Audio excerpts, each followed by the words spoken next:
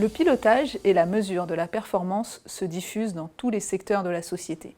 Depuis 2001 et la LOLF, les établissements publics sont également concernés. La nouvelle gestion publique, au nom de l'impératif de modernisation, incite les acteurs publics, à l'instar des organisations privées, à responsabiliser, limiter le gaspillage des ressources, en bref, aller vers plus d'efficacité et d'efficience. Pour cela, on développe la culture du résultat, avec diverses formes d'évaluation systématique de la performance, de nombreux indicateurs et une instrumentation souvent sophistiquée. Certains y voient même un moyen de légitimer l'action publique et d'évaluer les retombées sur la société.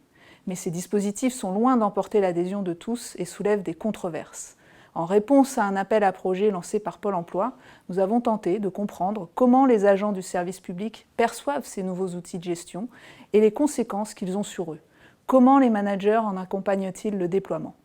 Depuis 2008, Pôle emploi négocie et signe une convention pluriannuelle avec l'État et l'UNEDIC, dans laquelle sont fixés des objectifs de performance à partir de 14 indicateurs tels que nombre de retours à l'emploi ou encore satisfaction des entreprises. Depuis 2012, ces objectifs sont déclinés au niveau de chacune des 1000 agences Pôle emploi. Ainsi, on est passé d'un contrôle par l'activité, par exemple le nombre de rendez-vous avec des demandeurs d'emploi, à un contrôle par les résultats, par exemple le nombre de retours à l'emploi. Le but est d'accroître l'autonomie des agences et de les responsabiliser sur leurs performances. La méthode ? Les managers, directeurs d'agence ou responsables d'équipe doivent suivre les résultats obtenus en local, partager diagnostics et pistes d'amélioration avec les conseillers et susciter leurs initiatives. Nous avons observé la mise en place de ce contrôle par les résultats en passant 2 jours dans 10 agences et en interviewant 117 personnes. L'étude montre que la recherche de performance est partout plutôt bien acceptée. Elle montre aussi que dans certaines agences, le modèle induit bien des pratiques vertueuses avec un renforcement de la motivation des équipes, moins de prescriptions, plus d'initiatives, plus de reconnaissance et génère ainsi des boucles d'apprentissage tant individuelles qu'organisationnelles. Toutefois, cette dynamique ne se met pas en place partout et le pilotage par les résultats conduit parfois à une focalisation sur l'objectif pour l'objectif.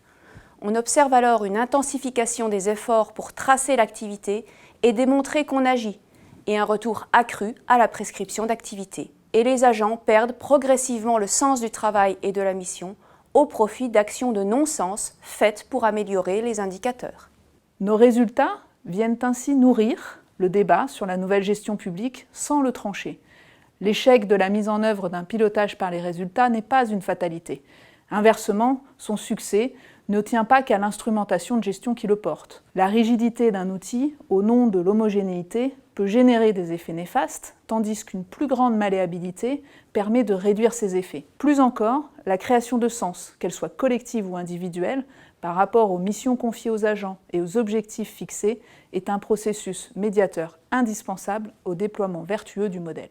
Enfin, dans le cas où des situations de non-sens sont observées, nous suggérons qu'un accompagnement spécifique, non instrumentalisé, soit déployé, et celui-ci pourrait bien venir de la fonction RH. Au-delà des dispositifs classiques de formation et de communication, celle-ci devrait contribuer à faire évoluer le modèle de management actuel qui ne prévoit pas suffisamment d'incitation à la prise d'initiatives individuelles, ces dernières restant donc une affaire de compétences et de bonne volonté.